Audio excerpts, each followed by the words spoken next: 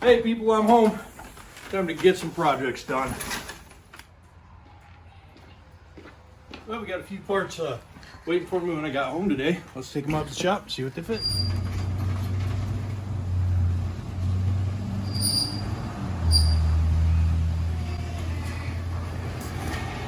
All right, let's get a look and see what we got. All right.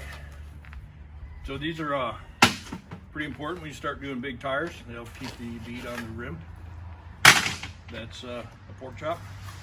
Talk about that a little bit later. And we got some fuel filters for Detroit diesel. I have the new governor plate for the 6v92. All right, thanks to Dartco for sending off the pieces so we can connect the engine and transmission for Mad Max. Bell housing bolts, new seal, more governor pieces of parts. Add this little wrench. Looks like a little open end wrench that goes in the governor. The guys that got the engine from were a little careless with the chain and snagged it on the governor cover. Also got some things from PC Industries up in Wyoming. Let's see what we got here. Oh, just some fittings, probably for the fuel filter housing. Had to get a new one of those. The same careless people had a chain around that too, apparently. I guess when you pick up a 2,000-pound engine, you want to wrap it around a piece of aluminum and through another piece of aluminum to something that'll lift the motor with. Yep, the fuel filter housing. This is a speed sleeve. It goes around the end of the crankshaft and makes it so you got a good positive seal. This is Caterpillar product. This is how you bar your engine over on cash. Governor cover gaskets. Yay.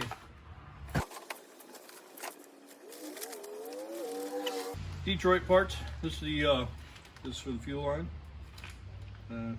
For the injector, tighten it down without trying to wedge a wrench in there. And this is an injector height tool. Some crimp ends for battery cables. More parts from Dartco. So this will be some sort of in-between engine and transmission part.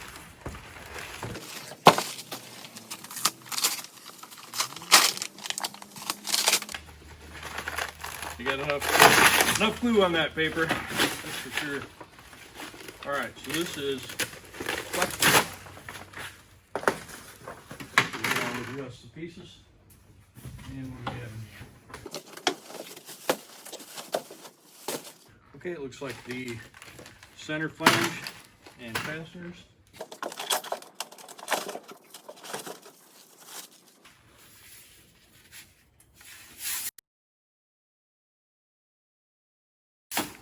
Not really sure what those are for. That ought to be exciting. I assume it's some sort of spacer shim for the torque converter. Yay. All right, so that's that. Let's get to work. All right, guys. We're gonna take you on a tour of a couple of projects we got going. Grab these skis here. First, I'm gonna show you my Mad Max car.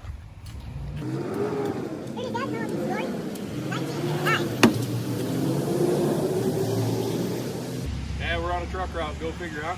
Here it is, 1959 Plymouth Belvedere on about a 1990 Dodge Jewelry chassis.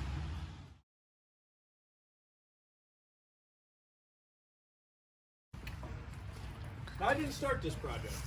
I actually saw this thing was for sale on Marketplace down here in Northwest Georgia. The guy that started building this project died of cancer, and his wife had put some of his stuff online. I saw it and I just had to have it. This car to me is just amazing. I love the look of it. As soon as I saw it, I was like, I gotta have this car.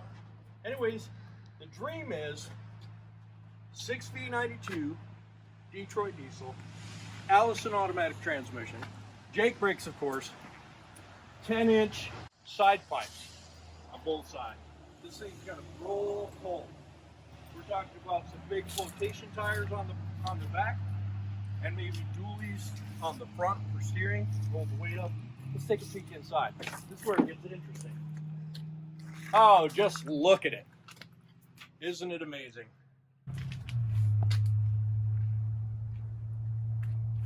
So that's the beginning of this project.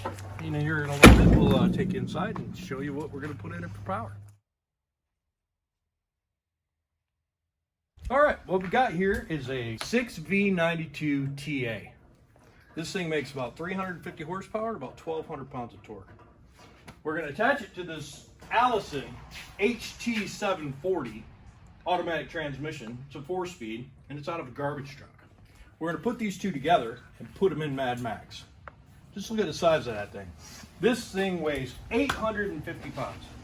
So a grand total of 3,000 pounds in that 1-ton chassis. Now, some of you might think that that chassis can't take it, but let me tell you what, I'll flash a picture in here of the engine sitting in the chassis, and it takes it just fine.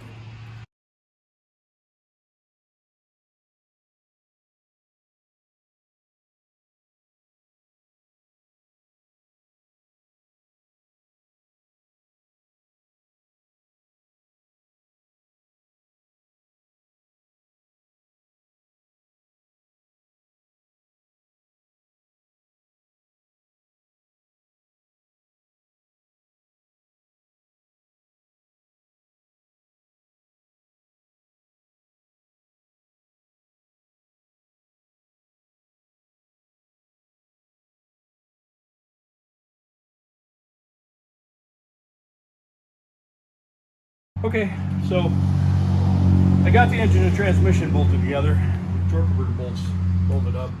I don't have the proper length bell housing bolts, so I've got a couple long ones in for lining it up and a couple short ones to hold it on. I thought I ordered those bolts, but I probably didn't. I'll have to call Dartco and get them on their way. So I decided I'm going to move on to the governor.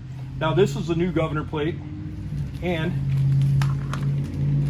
what I call the open end wrench, which is a governor lever. Now if you look inside here, you'll see the one that's in there is missing a little piece. And it was down in there in the oil. We fished it out with a magnet. And this is the result of hooking a chain up improperly on a engine when you pull it out. So I'm going to get started on it, and I'll put a little time lapse up and show what it looks like after.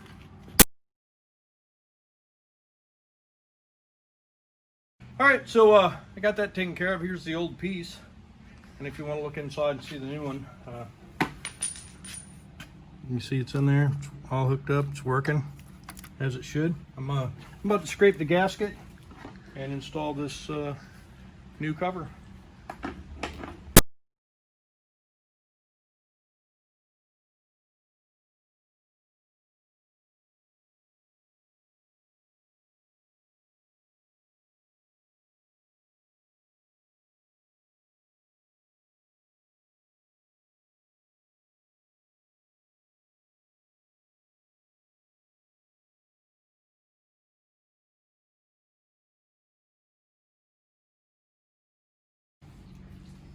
All right, looks good. Cover's on, throttle lever's on. We're gonna do something different with the shutoff. I think I'm gonna make it a cable shutoff. This is a pretty bulky solenoid. It hangs off the front, and it's just, it's just real bulky. Anyways, that's where we're at with the Belvedere.